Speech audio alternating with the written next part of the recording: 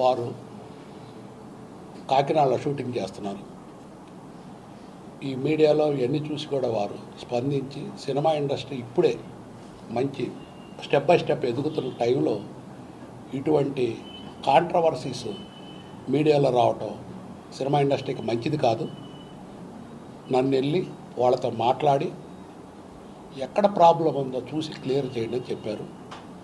నేను ఫస్ట్ నాకు అనిల్ యాక్చువల్గా బాగా తెలుసు, ప్రసన్న బాగా తెలుసు. అందరికన్నా ముందు వీరిద్దరితో మాట్లాడాను, జానీ గారితో, ఆ అమ్మాయితో. ఆ పాప మా సినిమాలో లోగడ వర్క్ చేశారు. జానీ మాస్టర్ గారికి నాకు పరిచయం లేదు. ఈరోజు వాళ్ళ వర్షన్ విన్న తర్వాత చాలా చిన్న పిల్లలు, మంచి పిల్లలు, ఎందుకు ఇట్లా జరిగింది అనేది నాకు ఒక అనిపించింది మనసులో. నేను ఏమంటే ప్రసన్నతో మాట్లాడాను. ప్రసన్న ఇట్లా బాలకృష్ణ గారు చెప్పారు, నువ్వు కూడా రా మాట్లాడదామని.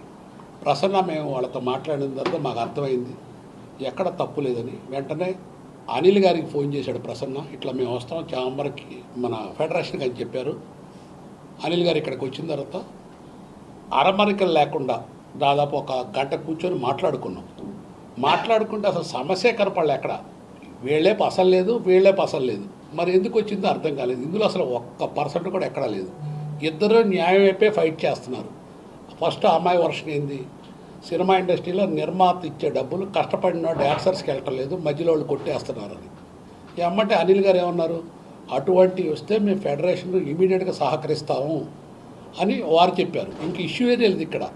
అందుకని ఇవాళ నుంచి ఫస్ట్ వాళ్ళు ఎలక్షన్ జరిగినప్పుడు ఏ బాడీ ఉందో అది యాజిటీజ్గా రన్ అవుద్ది, వాళ్ళ బాడీ వాళ్ళు రన్ అవుద్ది. తండ్రి లాంటి ఫెడరేషన్ తండ్రిలాగానే ఉంటుంది.